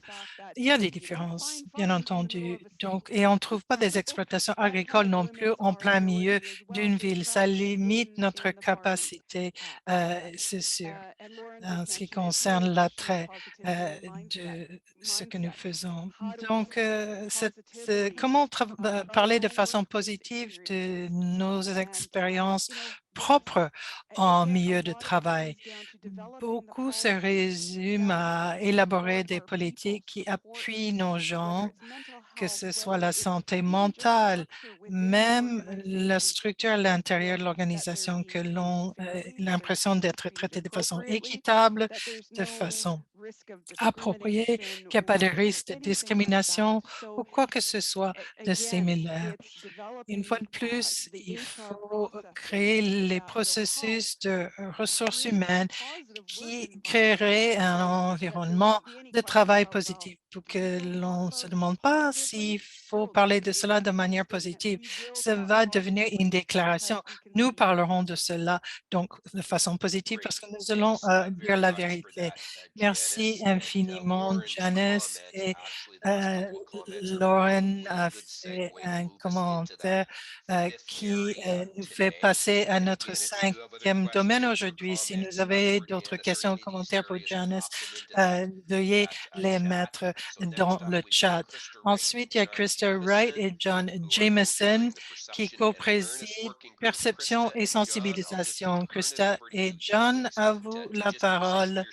euh, voulez-vous vous positionner dans l'industrie et partager votre mise à jour? Je m'appelle Christine, je suis directrice des opérations pour agriculture en classe Canada. Nous offrons de l'éducation à travers le Canada, de la maternelle jusqu'à la deuxième année. J'ai le plaisir de co-présider le groupe de travail perception et sensibilisation avec mon collègue John Jameson. Merci, Christine. Je m'appelle John Jameson. Je travaille avec le Centre canadien pour l'intégrité des aliments. C'est une œuvre caricative. Notre but, c'est de lier le système alimentaire canadien avec le consommateur, créer la confiance. Nous faisons cela grâce à notre recherche, les communications et aux ressources que nous utilisons. Je suis fière de participer à ce projet et de co-présider avec Christa sur les perceptions et la sensibilisation.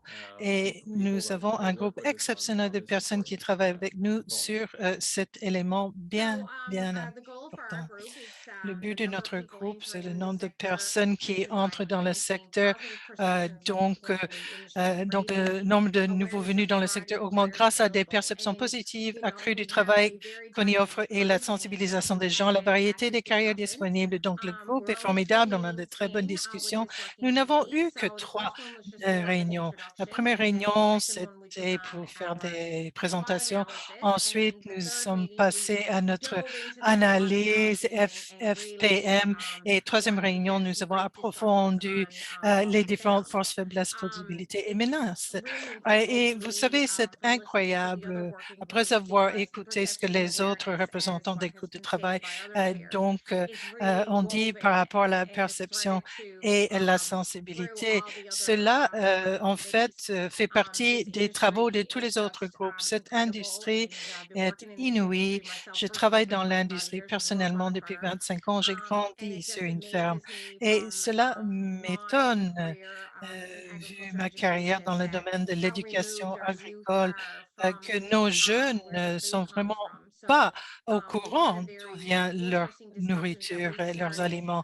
Nous avons une discussion bien intéressante à savoir comment changer les perceptions de carrière dans le domaine agricole pour devenir et créer une sensibilisation en septième, huitième année, quand on pense à ce que l'on veut faire en cours secondaire et ensuite les attirer dans le secteur.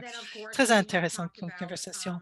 Puis, nous avons parlé de bien d'autres domaines. Je vais parler donc de l'analyse des forces et faiblesses, si vous voulez. Les forces pour cette industrie, c'est que cette dynamique, on parle de nourriture, c'est l'engouement à l'heure actuelle. Tout le monde veut savoir d'où vient leur nourriture, comment se produit. On veut tout savoir au sujet des aliments.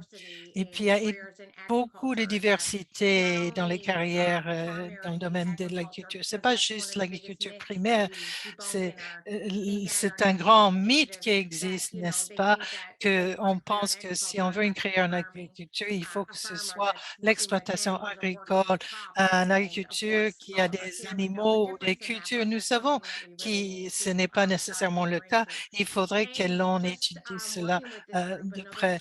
Et après avoir parlé avec les membres du groupe, les salaires concurrentiels qu'on offre, la formation dans le domaine des aliments et des boissons est très intéressant. Nous ne servons pas de ces outils pour faire du marketing des postes disponibles et pour faire en sorte que ce soit stimulant, pour que les gens soient au courant de la vie inouïe qu'ils peuvent avoir s'ils ont une carrière dans l'industrie de l'agriculture. Puis ils vont peut-être dans l'analyse, il y avait des faiblesses, il y a des perceptions dans l'industrie. Nous avons déjà touché à ceci aujourd'hui. La façon dont on n'a pas toujours une perception positive quand il s'agit des groupes qui viennent de l'extérieur. Il faut que les jeunes soient au courant de la formation disponible et nous devons le faire en tant qu'industrie, les gens du secteur agricole. Nous sommes les gens qui travaillons dans le secteur dont nous sommes fiers et passionnés. Il faut en parler, il faut raconter nos histoires pour stimuler les gens à propos de l'industrie qui vous intéresse. John va vous parler possibilités et les étapes suivantes pour le comité. Nous savons quelles sont les possibilités pour le système agricole ou alimentaire. Le rapport Barton, le rapport du Sénat et les différentes tables stratégiques en ont parlé. Il y a beaucoup d'occasions à saisir, mais ce que nous devons faire, c'est développer la sensibilité quant à la diversité et les possibilités qui existent dans le secteur. Moi, j'ai travaillé dans le domaine de l'agriculture depuis 25 ans. Je n'ai pas grandi sur une ferme. Je n'avais pas de lien avec l'agriculture, mais j'ai eu une carrière formidable dans le secteur. Et quand j'étais plus jeune, pardon, j'ai travaillé sur une exploitation agricole. Et je suis passée par plusieurs filières. Ce que nous comptons faire à l'avenir, et on vient d'en parler dans la dernière présentation, on veut vraiment savoir quelle est la perception qui existe du travail dans le système alimentaire au Canada, et cela parmi les personnes qui ne sont pas vraiment au courant de cela du côté primaire. 1% de la population nourrit 38 millions de personnes au Canada. Donc, il y a très peu de sensibilisation quant aux occasions à saisir dans notre secteur. Mais il faut savoir quelle est la perception en la matière. Et une fois que c'est fait, et on peut créer des plans de communication, des outils, une sensibilisation pour attirer des personnes qui ne voient peut-être pas l'emploi dans le système alimentaire comme étant une possibilité de carrière. J'ai travaillé avec une jeune fille quand j'étais sous-ministre et elle était venue donc au ministère de l'Agriculture, du ministère de la Santé. Elle m'a dit un jour, je n'aurais jamais deviné la technologie, l'innovation et même les gens intéressants que j'aurais pu rencontrer dans le secteur. Elle n'avait pas d'antécédents du tout dans le secteur agricole. En fait, c'était une jeune fille qui a donc toujours vécu dans des centres urbains. Il faut donc pouvoir capter l'intérêt de ces personnes et augmenter leurs connaissances en la matière, les sensibilités davantage. Et en ce faisant, on pourra peut-être attirer davantage de personnes au secteur. Mais un défi à relever, beaucoup de travail dans le secteur se fait dans les collectivités rurales, mais ça va beaucoup mieux avec l'Internet au début, là, tout ce qui a trait au loisir. Là également, une chose que la pandémie a créée, c'est une certaine sensibilisation à l'île du Prince-Édouard, là où je travaille. Il y a eu un changement. Les gens donc quittent le grand centre urbain pour aller ailleurs. J'ai vendu ma maison à quelqu'un qui habitait Toronto. Alors, le volet rural pose un défi, c'est sûr, mais ce n'est pas aussi grand que dans le passé. Nous allons travailler avec les membres du groupe de travail pour cerner les renseignements de tous les autres groupes de travail. C'est comme cela qu'on peut améliorer la sensibilisation en général pour davantage attirer l'attention de beaucoup de gens sur le secteur. Formidable. Merci beaucoup, John. Merci, Krista. Une fois de plus, s'il y a des questions, idées, il y a une question, Krista et John. Ce n'est pas spécifiquement pour votre groupe de travail. Y a-t-il des suggestions préliminaires en ce qui concerne l'embauche de jeunes et le grand public en tant que donc propriétaire dans la transformation ou la production? Vous voulez parler de cela? Du point de vue des jeunes, c'est une question très intéressante. Comme je vous ai dit, dans notre plan stratégique pour les quelques années à venir, nous allons amplifier le programme. Penser agriculture, ça vient donc d'agri-carrière et ou d'agriculture en classe. Nous voulons que les renseignements soient donnés aux étudiants. Nous avons fait la recherche avec des étudiants du secondaire pour les intéresser, pour qu'ils changent leur option de carrière. Et ils veulent l'aspect pratique, ils veulent savoir ce qui se passe exactement. Donc, des programmes comme cela seraient bien utiles. John? John? Je pense également que d'avoir des personnes qui participent activement au secteur, surtout si c'est des jeunes gens ou donc parlent bien à leur père, c'est peut-être pas aussi bien réussi pour moi avec mes cheveux gris de parler aux jeunes. Mais si les pères peuvent parler et également que l'on utilise notamment l'histoire, l'utilisation d'histoire ou la narration, ça pourrait bien aider pour sensibiliser le monde. Merci beaucoup pour cela, John et Krista. Et je regarde dans les questions, l'échange entre Marvin, messieurs, et puis Victoria, un commentaire. Est-ce qu'il y a une occasion pour intégrer, penser à que pour promouvoir le placement dans des bénévolats, cela a à voir avec euh, vous savez, il pourrait y avoir des occasions et je crois que dans Agri-Carrière, il y a donc pensée Agri. On pense sur plusieurs carrières, mais on voudrait ajouter d'autres carrières, mais il faut travailler avec l'industrie pour cela. Pour revenir à la recherche sur les jeunes qu'on a fait avec les étudiants du secondaire, c'est exactement ce qu'ils veulent. Ils veulent avoir l'expérience pratique. Ils veulent être familiarisés avec les différentes occasions à saisir en matière de carrière. Il n'y a pas de livre sur la façon d'être un employé euh, ou quelqu'un qui travaille dans le domaine de la fabrication d'aliments et boissons. On sait comment être un avocat, un médecin ou avoir une maîtrise en affaires, mais on a trouvé qu'il y a donc un certain manque de renseignements pour suivre une filière dans la fabrication d'aliments, de boissons, agriculture. Merci, Christa et John. Vous voyez le commentaire. Vous en faites pas de ces cheveux gris.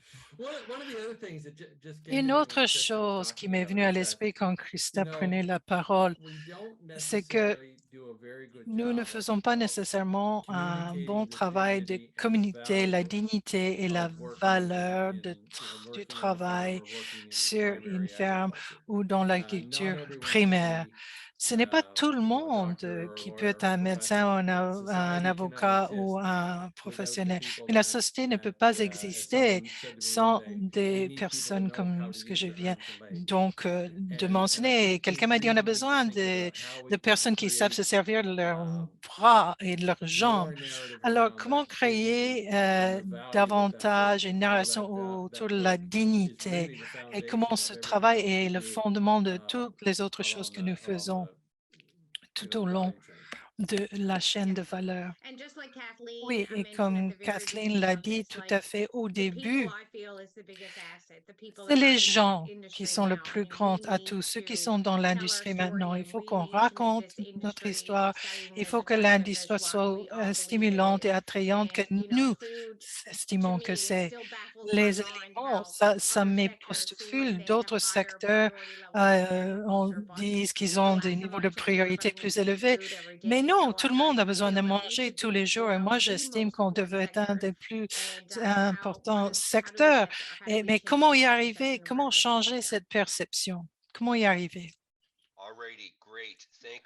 Formidable. Merci, John et Christa. Merci à tous les co-présidents pour votre leadership et d'avoir partagé ces mises à jour aujourd'hui. C'est grandement apprécié. Bon, pour être respectuer le temps de tout le monde, ou là où moi je suis, c'est vendredi après-midi. Moi, je vais passer à Jennifer qui va vous parler des prochaines étapes et ensuite c'est Kathleen et Scott qui vont faire les derniers commentaires. Merci beaucoup, Warren, et merci à tous les co-présidentes d'avoir partagé vos idées et les commentaires sur ce qui se passe dans les différents groupes de travail depuis plusieurs mois. Comme vous pouvez le voir, comme nous vous avons dit dès le début, il n'y a pas de réponse facile à cette question fort difficile. Mais l'approche que nous prenons est une perspective très vaste. Nous dépassons l'attrait et la rétention pour euh, voir le tout, pour comprendre des mesures dans des domaines qui vont faire en sorte que l'industrie réussisse à long terme. Nous avons entendu beaucoup de choses en ce qui se passe dans les groupes de travail. Si vous voulez davantage de détails quant à chacun des piliers du travail qui a été réalisé, veuillez donc consulter le rapport provisoire. Il y a un lien qui a été partagé, je pense, dans la séance d'aujourd'hui. Et veuillez me contacter également, n'importe qui, dans le CCRHA si vous avez besoin, vous n'avez pas pu obtenir une copie. Nous avons de la chance que le travail que nous faisons ici et cette initiative menée par l'industrie a été reconnue par Agroalimentaire Canada parce qu'il crée donc une stratégie également en matière de main-d'œuvre. Nous travaillons de pair avec eux et en collaboration avec eux. Ce rapport provisoire va être partagé avec le ministère et le bureau du ministre pour qu'ils apprennent ce que l'industrie a présenté par l'entremise de notre plan. Si votre organisation s'intéresse à être un signataire au rapport donc provisoire avant de soumettre cela de façon donc formelle au ministère, vous pouvez me contacter directement. Nous n'avons pas besoin de quoi que ce soit de façon formelle comme logo ou signature. Nous sommes en train de compiler des listes d'organisations qui ont indiqué leur appui pour la façon dont leurs renseignements sont donc présentés dans le rapport. N'hésitez pas à me contacter directement si vous avez des questions ou si cela vous intéresse. Que vous savez, dans les groupes de travail, il y a beaucoup de choses qui se passent, mais nous n'avons pas encore terminé ce qu'il faut faire. Les groupes de travail vont continuer avec leurs activités et leur progrès dans le mois à venir. Et en tant qu'organisation, nous allons appuyer les groupes de travail et les activités qui en sortent, ou les mesures qui en sortent, et nous allons appuyer les questions qui découlent des groupes de travail ou qui nécessiteraient davantage de recherche ou peut-être ou de travail. Du point de vue plus formel, du point de vue des projets de recherche, il y a 4 domaines spécifiques de recherche qui ont été en cours. Nous avons donc un groupe de travail donc de diversité, inclusion, équité qui au printemps 2022 s'est penché sur les obstacles à l'EDI dans le domaine de la main-d'œuvre agricole et agroalimentaire au Canada et le contenu et appuyer ce que les groupes de travail font. Nous allons travailler avec ces groupes pour être sûrs que le travail que nous faisons tient en compte la perspective équité, diversité et inclusion. Nous lançons également de la recherche spécifique à les effets de la numérisation, de l'automatisation et de la technologie sur l'offre et la demande de main-d'œuvre et les boissons en compétences dans le secteur canadien de la fabrication d'alimentation et de boissons. Les compétences nécessaires, comme nous l'avons entendu aujourd'hui, maintenant et à l'avenir, nous attendons le rapport qui est juste en train d'être fait, mais va sortir plus tard au printemps. Nous avons parlé beaucoup des perceptions de l'industrie également. Comment mieux comprendre ceux qui ne participent pas dans l'agriculture ou la fabrication d'aliments et de boissons? Comment comprendre comment ils voient vraiment l'industrie et quelle pourrait être leur perception? Nous sommes ravis de dire que nous allons faire de la recherche sur ces perceptions sur les demandeurs d'emploi urbains et non traditionnels. Nous espérons que les résultats de la recherche vont aider à informer les actions à prendre à l'avenir. Et nous avons parlé un peu de rémunération et nous allons faire un peu de recherche sur la rémunération dans le secteur canadien de l'agriculture, de l'alimentation, de la fabrication de boissons. Et nous pensons que ce domaine de recherche va aider avec davantage de compilation de données dans ce domaine. Prochaine diapositive. Alors, j'espère que vous avez appris quelque chose, vous avez une meilleure idée de ce qui se passe par l'entremise de cette initiative et que vous avez l'occasion de participer et à une conversation dans le domaine. Ces pénuries de main-d'œuvre chroniques occasionnent une crise ou créent des problèmes vis-à-vis de la réussite de notre industrie, un impact sur la chaîne de la valeur. Alors, nous allons essayer de trouver une solution à long terme en tant qu'industrie, mais nous allons être couronnés avec davantage de succès en tant qu'industrie. Nous sommes un groupe qui est plus fort uni et la quantité inouïe de travail, d'efforts qui s'est déjà vu démontre vraiment qu'il y a un vrai engagement de la part de l'industrie pour garantir que nous avons les personnes nécessaires pour faire de l'industrie durable, une industrie durable et réussie à l'avenir. Ceci, je vais passer la parole à Warren pour respecter l'heure et respecter le temps de tout le monde. Et moi, je passe directement au co-président pour terminer aujourd'hui. Scott et Kathleen, oui, moi, je vais revenir sur quelque chose qu'on vient de dire plus fort ensemble. C'est vrai, je suis tellement inspirée par la conversation ou les conversations que les coprésidents ont dit. Donc, il y a Dana et Andrew, Rosemary et Janice et Lisa, John et Krista et Scott, qui est mon coprésident. Vous savez, ceux et celles qui nous regardent, ce projet est vraiment un labeur d'amour. Donc, car le CCRHA nous a contactés il y a un an et demi, on a dit pourquoi pas le faire, c'est une expérience. Mais nous avons pu réunir des personnes qui sont très passionnées par ces sujets, n'est-ce pas, et qui sont vraiment préparées à montrer le courage qui est nécessaire pour vraiment faire ce qu'il faut faire. Donc, essayer des choses différentes.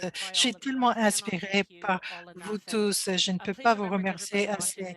Et n'oubliez pas, le travail que nous faisons, c'est vraiment du bénévolat. Nous croyons fermement à cela. Je dois vraiment remercier le CARC, le CCRHA. On a reçu donc un financement du Centre des compétences futures, mais Jen et son équipe, Phyllis et Aaron et d'autres contribuent énormément de temps et d'efforts. Ils vont bien au-delà de ce qu'on pourrait demander d'eux. Donc, il faut vraiment remercier ces personnes pour tout ce que ces personnes font. Donc, j'espère que tout le monde est aussi inspiré que moi. Vos conversations vraiment m'ont bien inspiré. C'est une semaine bien dure et je me sens bien maintenant à la fin de cette semaine. Oui, je veux renchérir. C'était très stimulant d'entendre les mises à jour de tous les coprésidents, coprésidentes. Je fais écho à l'appréciation de Kathleen, à tout le monde qui a retroussé leurs manches pour travailler ensemble. C'est un effort collectif. Je suis d'accord avec ce que Kathleen a dit, que vraiment que CARC, le CCRH a vraiment fait bien plus qu'on aurait pu leur demander. On a changé la dynamique. Nous passons à travers un projet novateur. Nous ne sommes pas là où nous pensons être lorsque nous avons commencé. C'est un vrai témoignage à ce que les gens ont fait et la rétroaction a bien démontré cela. Il y a vraiment une feuille de route où on a réalisé des progrès tangibles. Je suis vraiment, vraiment très stimulée parce que j'ai entendu les commentaires que j'ai vus. C'est génial de voir le niveau de participation. Alors, restez aux aguets pour des mises à jour supplémentaires. Continuez à participer tant bien que mal au processus. Si vous avez des questions, vous pouvez contacter Kathleen ou moi. Si vous avez besoin de quelque chose, si vous voulez apprendre davantage, nous voulons absolument faire en sorte que le plus de personnes participent parce que car le CCRHA veut également vous inviter à le faire. Donc, nous sommes presque à l'heure de lever la séance. Merci infiniment à tout le monde d'avoir participé. Comme ça finit, c'est une bonne fin à une semaine. On a terminé sur vraiment une note très positive. Adieu tout le monde. Bonne fin de semaine. Merci Warren. Merci à tout le monde.